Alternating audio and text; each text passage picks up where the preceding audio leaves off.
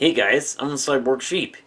Before this video starts, I just want to apologize for the video being a day late. Stinking video took a very long time to make. What with the figuring out what I'm actually going to do, then there's, of course, the screwery in actually making the video. So, here it is.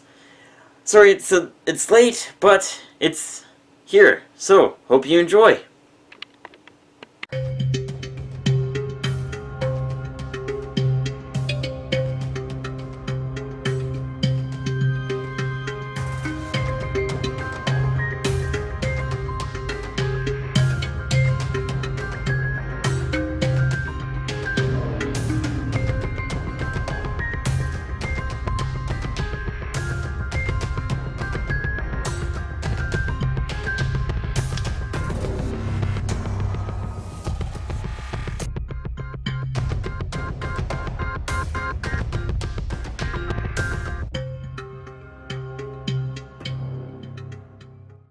Hey guys, I'm the Cyborg Sheep, and welcome to the Weekend Post. In this video, we are going to be doing another episode of Minecraft Reboot. In this episode in particular, we are going to be doing some more work on the electrical system. So today, we are going to put together some hardware to generate electricity to send to the base. Now, since the last video, I've done some redesigning of some of the electrical components. One of these changes was the termination of the high voltage wire into the high voltage winding of the transformer. The original terminations I found didn't quite fit the aesthetic of, high voltage and need for lots of heat dissipation and stuff like that. But these look better. The other big design change was the design of the poles that hold up the 3 high voltage wires. So I'll start changing out this pole right now, and I'll start a time lapse in the process.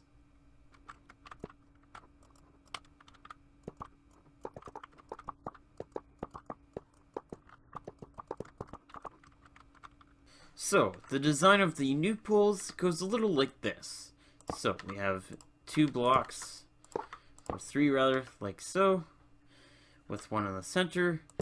We have 1 block up and then across.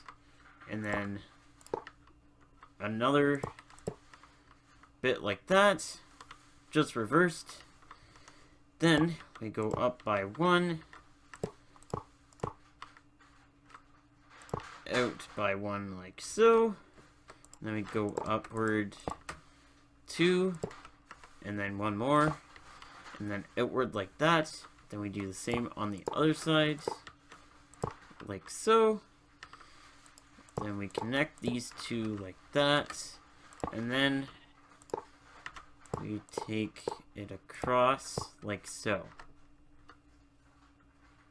Then what we do is we take prismarine bricks, we take out these blocks and replace them. We take out this one, and this one, and replace those as well with prismarine bricks. The tripwire hooks are optional, but if you were to use them, they would go here, here, and here. Of course, string would go from this one to a tripwire hook on the other side, and then these, of course, would pull down to make it look like it's armed. But generally speaking, that's how the tripwire hooks work. To connect across from one side to the other side, we have a end rod like so. We have a iron bar like that, and like that, and like that. We go out 1 more, up 1 more, and then across. We do the same on the other side, like so. Like so, come on. Oh, come on. There we go. And, yep, like so.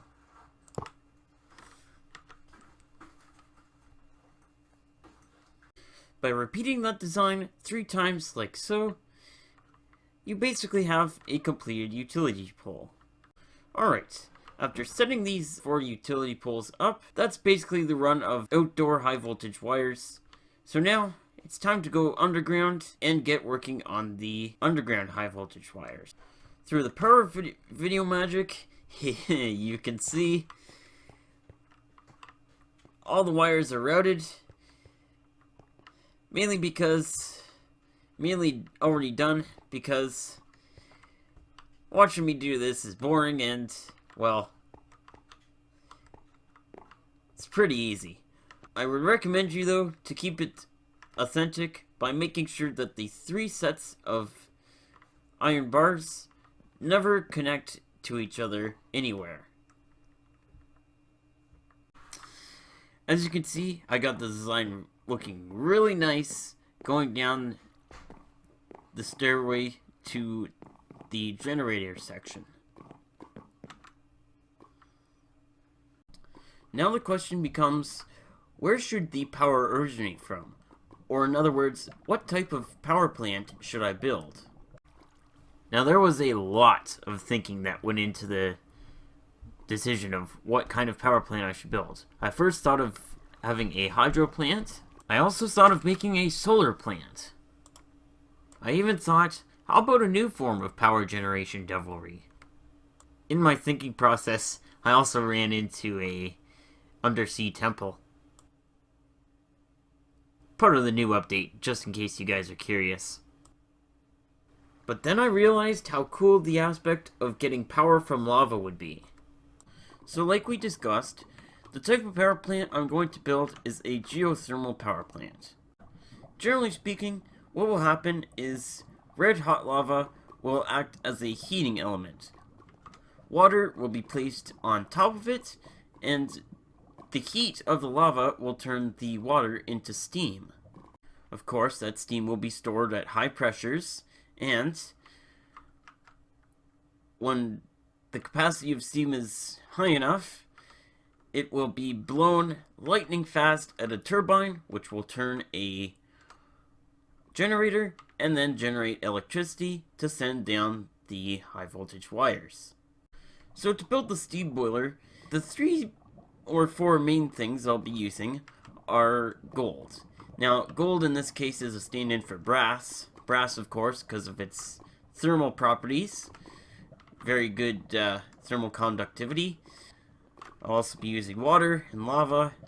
Water to turn into steam, and lava as the heating element, sort of. I'll also be using this command block, which I'll show you what I'm using that for later. So for the build of this, I'll start out by making a circle around like so, or square in this case, sort of like so. I'll take out the corners. So what you sort of want to do is get a block underneath this level of blocks and create a second ring. And so there we go, sort of like that. We can take out the corner blocks because we don't need those, and we'll take out this block right here. Then what you want to do is build up your pipe up to this level right here, like so. And then fill it with lava, like so. Alright, so if you put another layer of brass blocks on the top, brass, yeah, anyways, if you put another layer of blocks on the top, and then you sort of go like this, right here, and then like that, and like that, kinda around like that, and then along like so. You can then put lava right there and a block so it doesn't go anywhere. You can then sort of create a channel like this, and then you can take, you'll bring the channel along like so, And then once you've come to the end, you'll come around like so. So you can sort of lay out where you want the channel to go by just putting the bottom layer of the brass blocks sort of in a pattern like this, and then you can come in after the fact and fill in the second layer like so.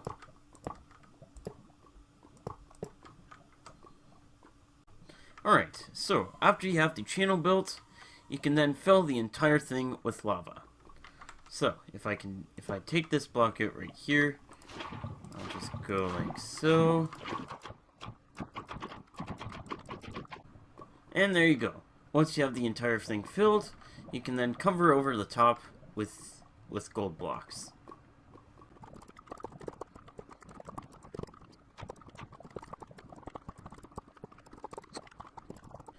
Alright, once you've covered over the top with brass blocks, you can then surround the whole heating element, brass blocks, kind of like this.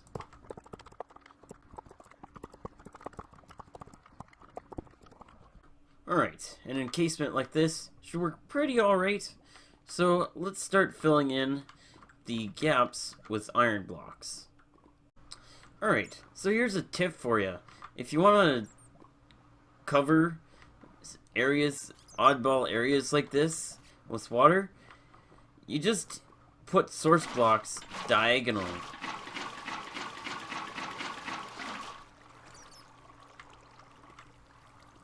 That should fill the majority of it, and then whatever spaces you haven't filled, you can just sort of go like that and like that. That should fill it up with water, and then there you go. Then we can take out those iron blocks so that it fills the spaces around the elements. Alright, so now would be a good time to have the command block ready. Generally speaking, you want to put the command block right underneath where you want the steam to come out. So I'm going to put this command block right here. And the command I'm going to put in the command block is this one right here. Basically what this is going to do, it's a particle command. The type of particle I'm going to be using is the cloud particle, and it's going to spawn cloud particles like in the exact same position that the cloud block is, in a 1 by 1 by 1 radius, so basically the size of the command block, and it's going to spawn them 1,000 times each time the command is executed. At least I think that's what it's doing. So that's the command. I guess I'll leave a link in the description to it. But anyways, we'll say done. And I'll get a torch real quick just to show you what it does. It's kind of like poof. Pretty neat. So what we're gonna do is we're gonna have this on a timer, and it's gonna like steam gonna be everywhere. Basically making this like an actual boiler. And let's just go up and test this real quick. So if I place a torch right there, yeah, that's okay. Alright, so I just raised this platform up by 1 level. So now we have that command block placed with the command inside it, we can then cover over the entire steam boiler.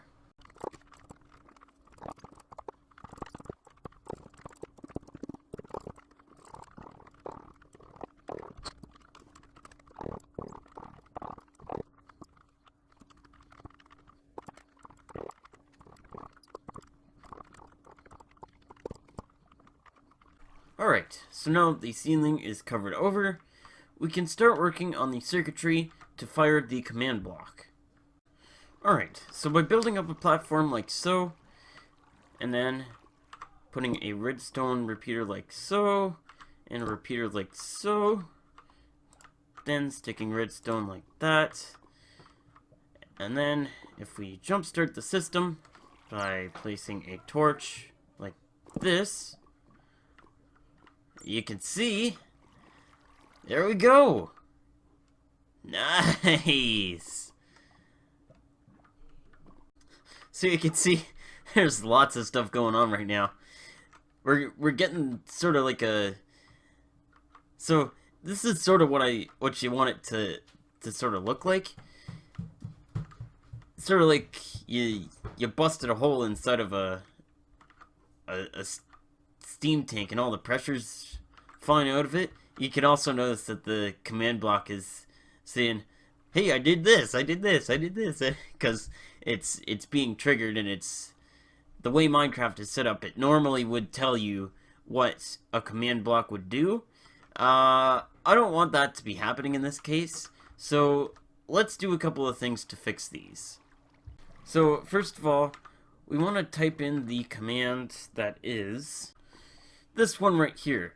Basically what this does is it's game roll command block output false, and what this is going to do is get rid of the return messages when a command block fires, so that I don't constantly have playing effect cloud for 1,000 times. 1,000 times. So that should get rid of that. Alright, so if you put a sticky piston with a block on its face in an arrangement like this, and we have redstone on this side of the block right here, what we can do is, if we put a repeater here and here, and then we put another couple of blocks like so. So what we can do is we can stick a switch right there, and then we can have this on 1 tick of delay, and so there we go. And as you can see, if I've wired this correctly, and I haven't, these need to be reversed, so this has to be going this way, and then this one has to be going this way. So now, if I start it, you can see I can start the timer and stop the timer, all with the flick of a switch. Alright, so by plugging up the holes, and of course moving the boiler activation switch to the outside of the casement, then have a running steam boiler. Alright, I hope you're liking it so far. I found the video was getting a little long, so I'm splitting it up into 2 parts. I'll leave a link in the description to the second part, but other than that, I'll see you in the next one.